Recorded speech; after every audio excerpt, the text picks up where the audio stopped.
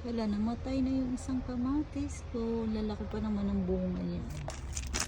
Bigayan ng stepfather ni Simon.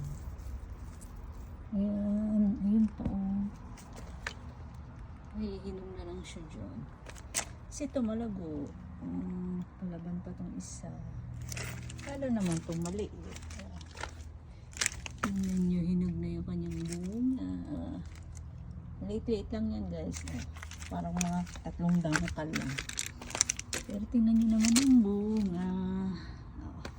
Lalo na ito. Diba? Yan, meron pa uli. Meron pa uli. Magiging bunga din yan. Magiging kamatis. Yan.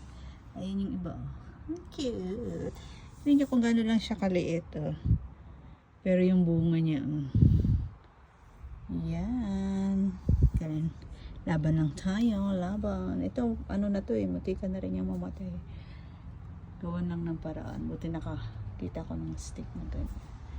So, yan ang aking mga kamatis. Yung ating plum. Ayan, nalagas na yung dahon. Hindi ko alam kung apple yan o cherry. So yun, mga nalagas na yung mga malapit na kasi ang winter. Pero ito buhay pa hindi pa naglalagas yung dahon niya. Hindi ko din alam kung ano yan. Yung isa si Daisy makulit. Kala niya makakatakas na naman siya, tatalon siya dito. Kasi siya pinatatalon niya lahat ang daming tae ng daming pupo ng pusa. Yes, dugdug Daisy!